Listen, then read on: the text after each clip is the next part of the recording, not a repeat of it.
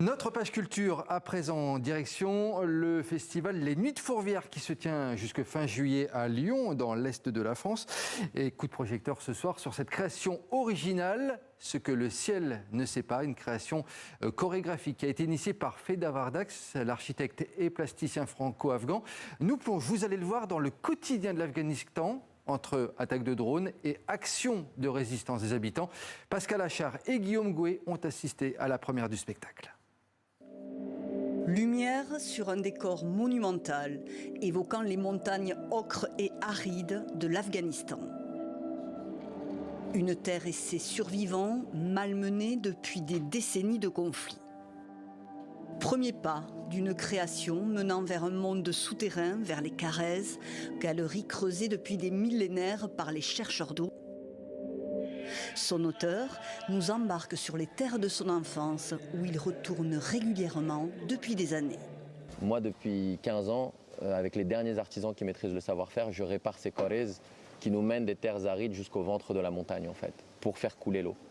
Et c'est des galeries souterraines qui ont été prises pour cible par l'US Air Force, par l'aviation soviétique avant elle. Dès qu'on s'en prend à des infrastructures hydrauliques, on empêche les gens de survivre. Et donc ça contraint les gens à l'exil. Un escalier hélicoïdal, tel une immense foreuse, allégorie de cet exil. Extraction des corps, mais aussi des matières premières du pays. Dressée entre ciel et terre, l'installation symbolise également la fureur de la guerre et la lutte qui se joue dans les entrailles de la montagne. Les sous-sols sont devenus une zone depuis lesquelles les Afghans se sont organisés, notamment dans cette région du district de Jaratu. Mes parents, mes oncles et tantes se sont organisés, ma communauté s'est organisée pour réparer ces voies d'eau, y construire des dispensaires.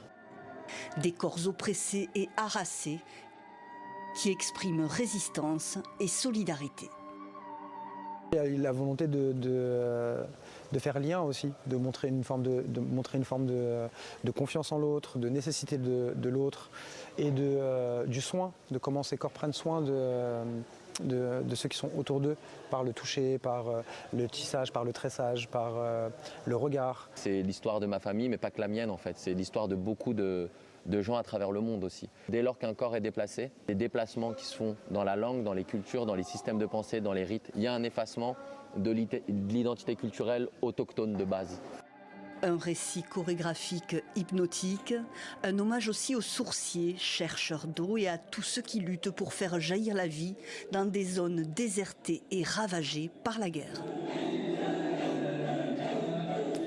Et c'est la fin de ce 64 minutes. Merci de nous avoir suivis. On se retrouve demain pour une nouvelle édition.